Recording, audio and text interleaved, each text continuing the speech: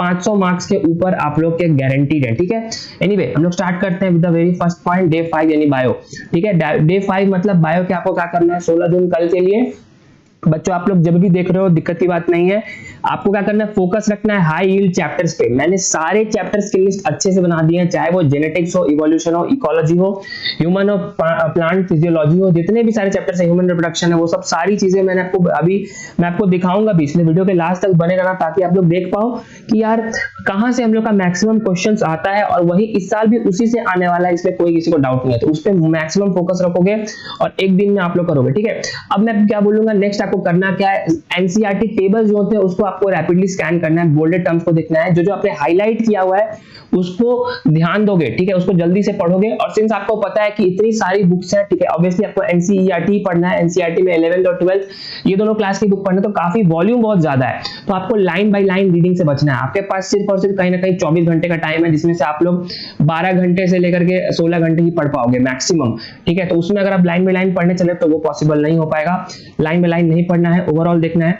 Then क्या करना है, विजुअल्स पे आपको 30 मिनट देना है, रिव्यू करना है, मेंटली लेबलिंग, आपको मन में सोचना है कि जितने एनसीईआरटी डायग्राम्स है, ठीक है, नेफ्रॉन स्ट्रक्चर है, हार्ट चैम्बर्स है, रेप्लिकेशन है, ठीक है, इसको आपको क्या करना है, आपको एक तरह से रिव्यू रखना है ताकि आपका बायो में बेसिकली पक्का हो सके, ठीक है। लाइन बाय लाइन मत पढ़ना, ओवरऑल सारे चैप्टर्स को आपको निकालना है।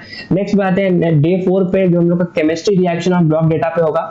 मेन फोकस आप कहां रखोगे, इनऑर्गेनिक केमिस्ट्री पे रखोगे। इनऑर्गेनिक आपको रटने वाला होता है, अगर अभी तक नहीं रटा है तो इसमें ज्यादा फोकस नहीं करना है। एक बात याद रखना कि आपको का एग्जामिनेशन जो है, ठीक है, वो अभी कुछ नया नहीं पढ़ना है, जो पढ़ा है उसी को रिवाइज करना है। जैसे ऑर्गेनिक में आते हैं जितने एनसीईआरटी नेम्ड रिएक्शंस है, बेसिक मैकेनिज्म है, जैसे general organic chemistry, aldehyde, amines, वो आप लोग को स्किप नहीं करना है, ठीक है।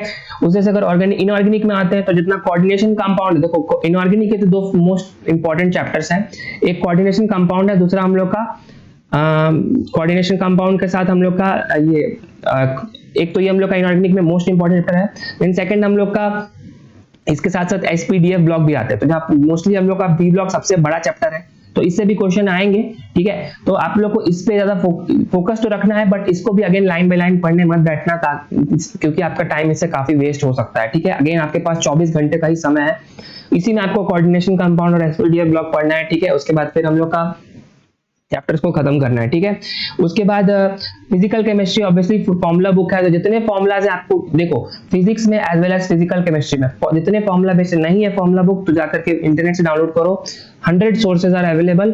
Look up to 5 to 10 basic high yield numerical steps per chapter to keep calculation reflexes sharp.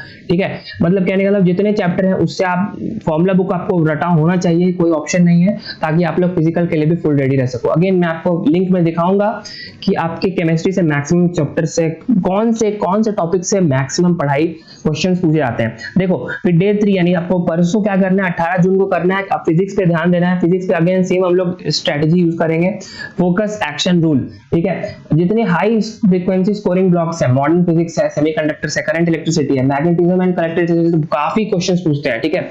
इलेक्ट्रोस्टैट्स, current electricity से खुद लगभग 5 क्वेश्चन हर साल पूछते हैं 45 में से, जो कि बहुत बड़ा नंबर होता है। उसके साथ आपको ऑप्टिक्स देखना है, तो मैं आपको वो भी लिंक दिखाऊंगा कौन कौन पढ़ना है, और उसको बिल्कुल फॉर्मूला आपको सारे फॉर्मूला याद होने चाहिए। एक्शन क्या करना है, जितने फॉर्मूला शीट है उसको एटलीस्ट 2 बार पढ़ना है पूरा A to Z, ठीक है। जितने रूल क्या करना है, कॉम्प्लेक्स सॉल्व क्वेश्चन पे ईगो नहीं रखना है, ठीक है। अगर कोई क्वेश्चन हार्ड लगा तो छोड़ देंगे एग्जाम में, उस पे लड़ेंगे नहीं, क्योंकि टाइम बहुत क्रंच है, ठीक है। मल्टी टीयर्ड कैलकुलेशन को छोड़ना है, focus entirely on direct application of formula to standard single step NEET level question. NEET level question पे जाना है, अभी जेईई का सॉल्व मत करना, ठीक है, नो प्रॉब्लम। हम लोग ने डे 1 2 3 में फिजिक्स केमिस्ट्री बायो को देखा, बायो केमिस्ट्री फिजिक्स एक्चुअली। फिर हम लोग डे 2 को क्या करेंगे, बेसिकली जो लास्ट का सेकंड दिन होगा 19 जून को, उसमें क्या करना है, टेस्ट करना है, अपने आप को टेस्ट करना है। जैसे मैंने बोला 2 से 5:15 तक एग्जाम दो, 195 मिनट में एग्जाम खत्म करो, ठीक है। और सॉल्व पेपर बनाना, ठीक है, मतलब ऐसा नहीं हो कि अनसॉल्व पेपर, ऐसा पेपर जिसकी सॉल्यूशन अवेलेबल हो, ताकि आप खुद के एरर्स को भी आप लोग बेसिकली एक तरह से डायग्नोज कर पाओ, ठीक है। जैसे कि हम लोग यूज करते हैं डॉक्टर्स के टर्म में डायग्नोज करना किसी डिजीज को, उसी तरह से करना है, डायग्नोज करना है। और क्या करना है, फिजिकल प्रिंटेड ओएमआर शीट में भरना obviously, to practice exact bubbling speed and accuracy, ठीक है। ऑनलाइन मत बैठना, ऐसा कोई रफ कॉपी पेपर में नहीं है, आपको एक ओएमआर उठाओ, उसमें बबल करो, ताकि आपको पता चले कि कितने मिनट में कर पाओगे। एनालिसिस करना, यही मोस्ट इंपॉर्टेंट है, एनालिसिस कि आप लोग के एरर कहां हो रहे हैं, ताकि आप उसको रेक्टिफाई कर पाओ, ठीक है। Clear, very clear. लाते हैं लास्ट दिन पे, यानी एक दिन पहले एग्जामिनेशन के। Light touch and go mental priming, यानी 20 जून का प्लान होना चाहिए। स्टडी प्लान है, कोई मॉक टेस्ट नहीं देना है, कुछ नया नहीं पढ़ना है, कुछ भी डीप प्रॉब्लम सॉल्व नहीं करना है, आराम से पढ़ो, फॉर्मूला शीट जो बताया मैंने उसको रिवाइज करो, ऑर्गेनिक रिएक्शन चेक करो, बायोलॉजी के डायग्राम्स है वो काफी है, आपको ऑलरेडी जितना पढ़ना था वो पढ़ चुके हैं। कट ऑफ टाइम है ऑब्वियसली 5 बजे तक 6 बजे तक आप लोग कोशिश करो बंद करने का, उसके बाद नहीं पढ़ना है।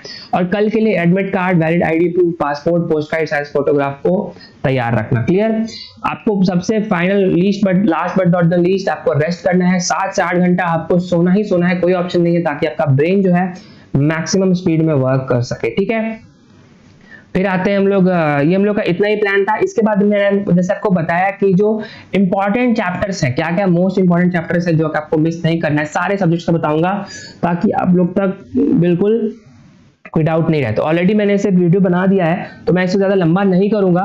ठीक है, तो बायोलॉजी के मोस्ट इंपॉर्टेंट चैप्टर्स में ये देखो, ये जो हम लोग के चैप्टर्स हैं, animal kingdom, human reproduction, molecular biology, sexual reproduction in flowering plants, reproductive health और जेनेटिक्स। इन्हीं क्वेश्चंस, इन्हीं 6 चैप्टर से 28 क्वेश्चन आ रहे हैं। ठीक है, मतलब 112 मार्क्स, लगभग आप समझ लो 360 में से 112 आपके इन 6 चैप्टर से आ रहे हैं, जो कि बहुत बड़ा, ठीक है, चैप्टर्स बड़े हैं, बट ऐसा नहीं है कि पेपर, ऐसा नहीं है कि आप लोग पढ़ नहीं सकते हो और लो स्कोरिंग है, बहुत हाई स्कोरिंग है। तो ये मैंने मोस्ट इंपॉर्टेंट चैप्टर्स की लिस्ट में डाला है। उसमें से इंपॉर्टेंट चैप्टर्स में भी ये सारे आप देख सकते हैं, anatomy, animal tissue, biomolecules, blood, cell division, classification and so on. हर साल आपका कहीं ना कहीं 3 से 4 क्वेश्चन सारे चैप्टर से आता है। तो इन 14 चैप्टर से उम्मीद है कि इस बार 170 मार्क्स से पूछेगा। क्लियर? फाइनली हम लोग आते हैं फिजिक्स पे। फिजिक्स में मोस्ट इंपॉर्टेंट चैप्टर्स क्या क्या है देखो। फिजिक्स में आपको मैंने सिर्फ और सिर्फ 10 चैप्टर्स मोस्ट इंपॉर्टेंट है, इतना तो पढ़ के ही जाना है। 11th के 5 चैप्टर्स और 12th के 5 chapters, civil dimension, rotation, gravitation, thermodynamics, mechanical properties. ठीक है, इसको पढ़ लोगे। और इलेक्ट्रोस्टैटिक्स, करंट, इलेक्ट्रिसिटी तो फेवरेट है नीट का। 37 क्वेश्चन, 150 मार्क्स, समझ लो 180 में से 150 मार्क्स इन्हीं चैप्टर से आने वाले हैं, ताकि आप लोग का जो कॉन्फिडेंस है वो आप लोग इसमें बनाए रखना, ताकि आपका मैक्सिमम आउटपुट आप लोग का आ सके। ठीक है, उसके बाद मैं बोल रहा हूं कि नेक्स्ट पॉइंट कि केमिस्ट्री पे आते हैं मोस्ट इंपॉर्टेंट चैप्टर्स। अगेन मैंने 3 सेक्शन में बांटा है, फिजिकल, इनऑर्गेनिक और ऑर्गेनिक केमिस्ट्री। ठीक है, जैसे कि मैंने बताया क्वांटिटेशन कॉम्प्लेक्स और केमिकल बॉन्डिंग इन चैप्टर से मैक्सिमम पूछता है। देखो 10 क्वेश्चन तो 3 चैप्टर से आ रहे हैं। ठीक है, तो जैसे बाकी फिजिकल में भी देख सकते हो और ऑर्गेनिक में देख सकते हो, हर साल इतने 2 से 3 से 4 क्वेश्चन पूछे जाते हैं। इस बार भी उम्मीद है 30 क्वेश्चन, लगभग इन 10 चैप्टर में से आपका 180 में से 120 मार्क्स आ रहा है। ठीक है, मतलब 2/3 66% तो आपका सिर्फ इन 10 चैप्टर से आ रहा है, जो कि बहुत बड़ा बात होता है, जो कि आपको मिस आउट नहीं करना है। ठीक है, तो इसके साथ हम लोग का केमिस्ट्री से आप देख सकते हो 16 नंबर आ रहा है 180 में से इन्हीं 10 चैप्टर से, तो इसको आप लोग बिल्कुल मत भूलना। इसी के साथ हम लोग का वीडियो एंड होता है। आई होप मैं आप लोग को सारे पॉइंट समझा पाया होगा। आपको क्या करना है, ये एकदम स्ट्रैटेजी फॉलो करना है, जो भी करना है एकदम बिल्कुल अपने पे भरोसा रखो, फाइनली में एग्जाम सबका बहुत अच्छा जाएगा। ठीक है, अच्छे से पढ़ाई करो, कोई डाउट हो, कोई भी दिक्कत हो, किसी भी प्रोफेशनल या पर्सनल लेवल पे आप लोग कमेंट करो, हम लोग पढ़ रहे हैं और आप लोग को रिप्लाई करेंगे। मिलते हैं नेक्स्ट वीडियो में, नेक्स्ट कॉन्सेप्ट, नेक्स्ट लर्निंग और नेक्स्ट स्ट्रेटजीज के साथ। तब तक के लिए जय हिंद, शुभ रात्रि and all the best to future doctors.